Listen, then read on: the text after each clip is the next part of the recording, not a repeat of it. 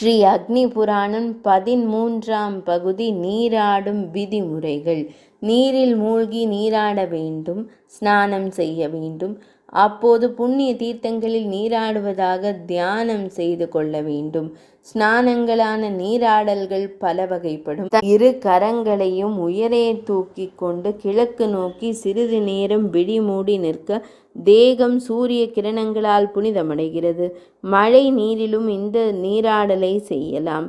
இது அகன்யக ஸ்நானம் என்று அழைக்கப்படுகிறது. உடலை மண்ணை கொண்டு தூய்மை செய்து கொள்வது மல ஸ்நானம் எனப்படும்.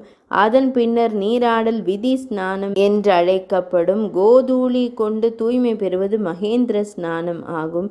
கலச மந்திரம். அக்னி அல்லது வருணன் எனப்படும் 9 மந்திரங்களை உச்சரித்து தலையில் நீர் ஊற்றி கொள்ளும் ஸ்நானமானது மந்திர ஸ்நானம், மந்திர நீராடல் என்று அழைக்கப்படும்.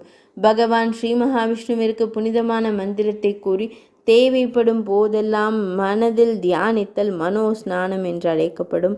3 காலங்களிலும் சந்தியை வழிபட வேண்டும். பரம சந்தியை எனப்படும் சந்தியா தேவியை ஞானிகள் இரவில் தம் இதயத்திலிருந்து தியானிப்பர். வலது கை ஆள்காட்டி விரல் நுனியில் பித்ருக்கள் இடம், சுண்டு விரலின் நுனிப்பகுதி பிரஜாபதியினிடம், கட்டை விரல் நுனிப்பகுதி பிரம்மதேவரிடம். இது உள்ளங்கை அக்னிக்கு புனித இடம். வலது உள்ளங்கை சோமனுக்கானது.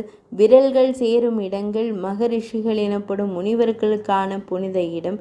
நீராடும் போது அகமர்ஷனம் எனும் கர்மா செய்வதால் நம் தேகம் பாவம் நீங்கி புனிதமடைகிறது. மேலும் அக்னி தேவன் வசிஷ்ட முனிவருக்கு சிவன், சூரியன், கபிலை, பசு ஆராதனை விபரம் கூறினார். ஆச்சாரியர் சீடனுக்கு தீட்சை அளிக்கும் முறையையும் கூறினார். அதற்கு முன் அகார மந்திரத்தால் சாந்தி ஹோமம் செய்ய வேண்டும். 13ஆம் பகுதி இனிதே நிறைவடைந்தது.